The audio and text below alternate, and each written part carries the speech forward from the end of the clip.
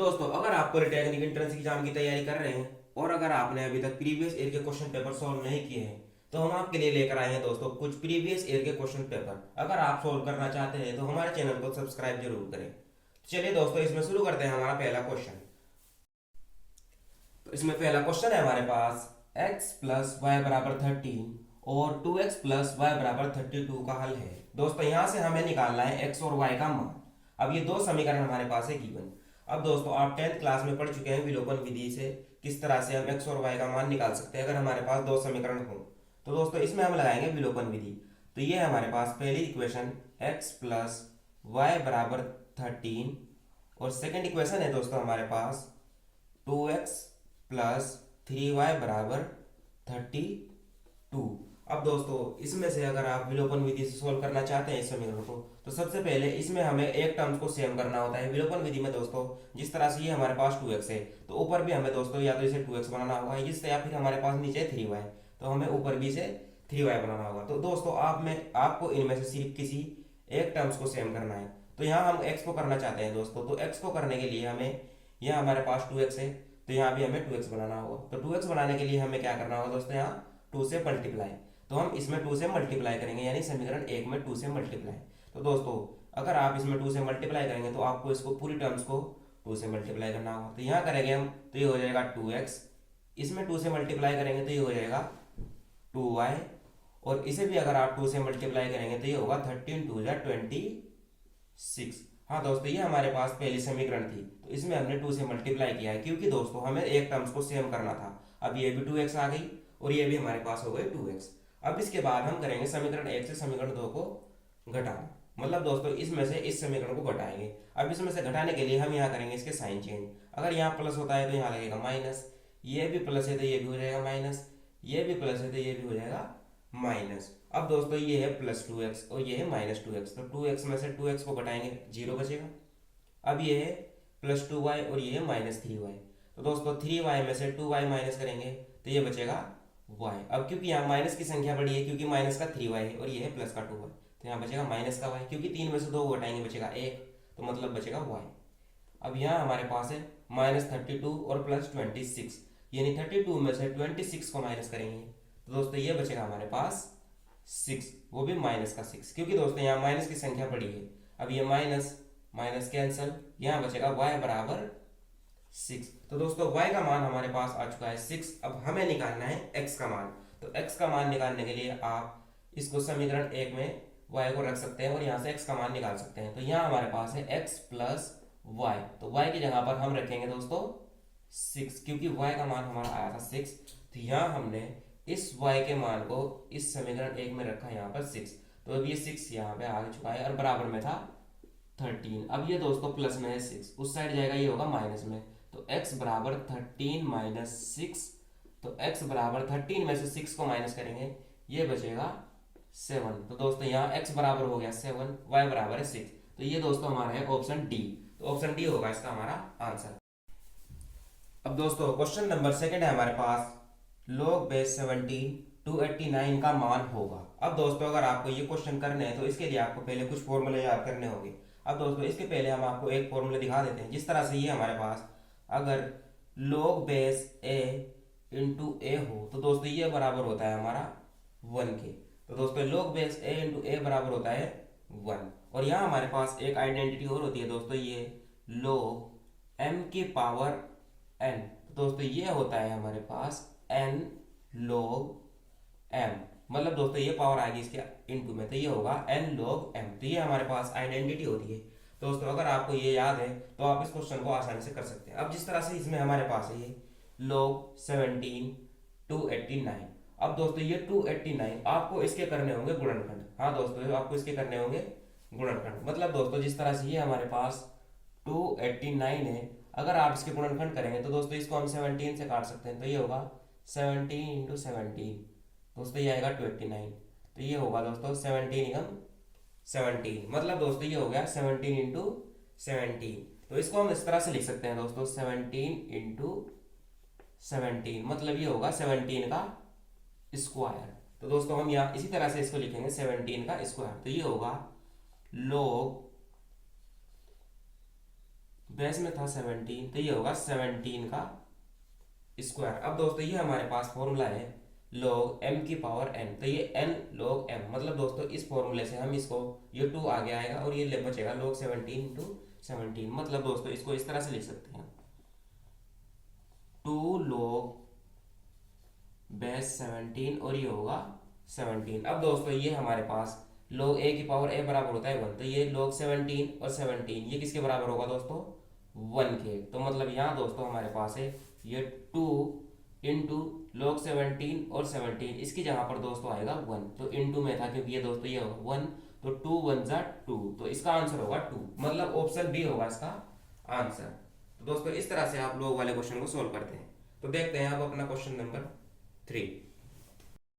अब दोस्तों question number 3 हमारे पास है, इसमें sine theta upon 1 plus cos plus 1 plus cos theta upon sine theta का मान है। अब दोस्तों इस तरह के क्वेश्चन में देखिए दोस्तों, यहाँ हमारे पास है साइन थीटा और ये भी हमारे पास साइन थीटा है, और इसके बाद यहाँ हमारे पास है 1 प्लस कोस थीटा और ये भी हमारे पास है 1 प्लस कोस थीटा। तो दोस्तों इस तरह के क्वेश्चन में हम करेंगे इसका पहले एलसीएम।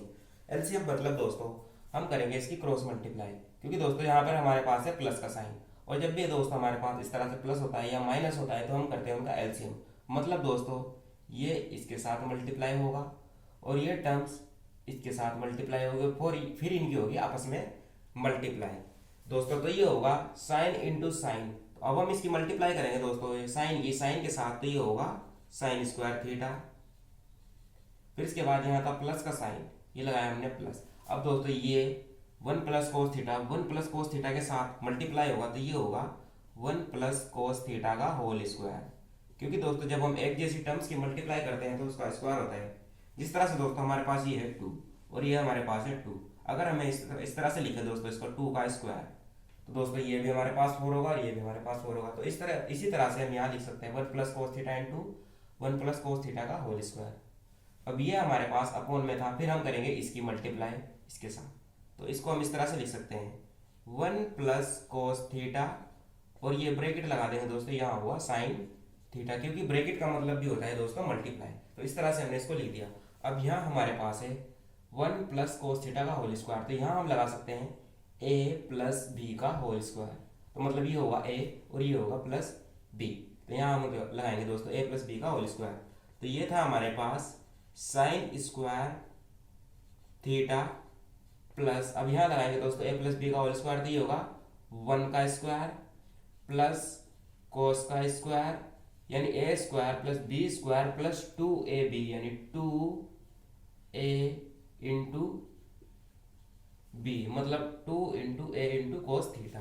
अब दोस्तों इसके अपॉन में आएगा हमारे पास 1 plus cos theta into sine theta. अब यहाँ दोस्तों आपने एक आइडेंटिटी पढ़ी होगी कि sine square theta plus cos square theta ये होता है हमारा 1 के बराबर। हाँ दोस्तों, तो इसकी जगह पर हम लिखेंगे यहाँ sine square theta plus cos square theta, तो ये होगा दोस्तों 1। तो यहाँ लिख सकते हैं हम दोस्तों sine square theta plus cos square theta बराबर 1, और ये 1 का स्क्वायर करेंगे तो ये होगा हमारे पास 1, फिर प्लस 2 कोस थीटा, क्योंकि दोस्तों 2 1 जा 2 और ये कोस थीटा। अब दोस्तों यहाँ अगर आपको कंफ्यूजन हो रही है तो आपने एक आइडेंटिटी पढ़ी होगी, हम आपको बताते हैं, वो होती है देखो sine square theta plus cos square theta, तो दोस्तों ये आता है 1 के बराबर। तो ये लिख दिया हमने इसकी जगह पर 1, और ये पहले से ही था यहाँ 1, तो इसको हमने लिखा है दोस्तों यहाँ 1 और प्लस 2 1 जा 2 कोस थीटा, और इसके अपॉन में हमारे पास अब ये 1 प्लस कोस थीटा और ये इंटू में था साइन थीटा। अब दोस्तों ये 1 और 1 हो जाएगा हमारे पास 2, तो ये होगा 2 प्लस 2 कोस थीटा, तो ये होगा 2 कोस थीटा, और इसके अपॉन में था 1 plus cos theta into sine theta. अब दोस्तों यहाँ से हम 2 कॉमन ले सकते हैं, 2 इसके साथ भी और इसके साथ भी, तो यहाँ से हम अगर 2 कॉमन लेंगे तो ये बचेगा 2 कॉमन लेने पर 1 प्लस कोस थीटा, और इसके अपॉन में था 1 प्लस कोस थीटा और इंटू साइन थीटा। अब दोस्तों ये भी 1 प्लस कोस थीटा है और ये भी, तो 1 प्लस कोस थीटा से 1 प्लस कोस थीटा कैंसल, अब ये बचेगा हमारे पास 2 अपॉन साइन थीटा। अब दोस्तों ये अगर यहाँ अपॉन में साइन थीटा है तो इसको हम लिख सकते हैं कोसेक थीटा, क्योंकि दोस्तों 1/sin थीटा बराबर होता है कोसेक थीटा के। तो ये होगा हमारे पास 2 कोसेक थीटा। तो दोस्तों इसकी अगर आपको आइडेंटिटीज याद है, आप ट्रिग्नोमेट्री के क्वेश्चन को आसानी से सोल्व कर सकते हैं। अब दोस्तों जिस तरह से ये हमारे पास, यहाँ हमारे पास इसके सामने कोई साइन नहीं था, तो हम इसको इस तरह से लिखते थे दोस्तों 2 × 1/sin थीटा। अब ये 1/sin थीटा, इसकी जगह पर हमने लिखा कोसेक थीटा, क्योंकि 1/sin थीटा बराबर होता है कोसेक थीटा के, और ये 2 था मल्टीप्लाई में, तो ये आ गया 2, तो यानी ये हो गया 2 कोसेक थीटा। तो इसमें ऑप्शन ए होगा दोस्तों हमारा आंसर। तो इस तरह से आप ट्रिग्नोमेट्री के क्वेश्चन को सोल्व करते हैं। अब देखते हैं अपना एक नेक्स्ट क्वेश्चन।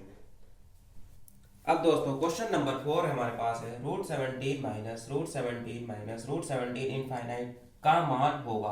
अब दोस्तों इसका हमें मान निकालना है और इसमें से बताना है हमारा ऑप्शन। अब दोस्तों जब भी आपको इस तरह के क्वेश्चन मिले तो सबसे पहले जो हमारे पास इसके रूट के अंदर होगा, सबसे पहले आपको उसके निकालने होंगे गुणनखंड। इस तरह से ये हमारे पास है 72।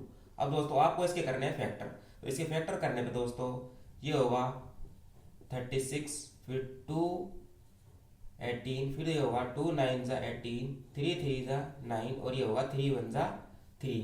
अब दोस्तों जिस तरह से ये हमने 72 के फैक्टर किए, अब दोस्तों यहाँ हमारे पास ये 72 था, आपको इसको इस तरह से, तो इसके जो फैक्टर है दोस्तों आपको इनको इस तरह से इस्तेमाल करना है ताकि उनका अंतर आए 1। मतलब दोस्तों आपको इसके फैक्टर में से उनका माइनस करने पे 1 आना चाहिए और मल्टीप्लाई करने पे दोस्तों आना चाहिए 72। मतलब दोस्तों जिस तरह से ये अगर हम 3 की 3 के साथ मल्टीप्लाई करेंगे होगा 3 3 ज़ा 9, और ये 2 2 ज़ा 4, 4 2 ज़ा 8। अब दोस्तों ये हमारे पास अगर हम 9 की 8 के साथ मल्टीप्लाई करेंगे 9 8 ज़ा 72 होगा, और अगर 9 में से 8 को माइनस करेंगे तो ये होगा दोस्तों 1। मतलब आपको 72 को इस तरह से तोड़ना है ताकि उसका अंतर आए 1 और मल्टीप्लाई करने पे आए दोस्तों 72। मतलब जो हमारा ये क्वेश्चन में गिवन था 72, मल्टीप्लाई करने पे 72 आना चाहिए और माइनस करने पे आना चाहिए 1। अब दोस्तों तो फिर इसका आंसर होगा यहाँ से ये छोटी वाली संख्या 8। जब भी आप इसके इस तरह से अंदर निकाल दे और इसके मल्टीप्लाई कर दे तो उसका आंसर दोस्तों ये छोटे वाली संख्या होगी 8, क्योंकि दोस्तों यहाँ माइनस का साइन था।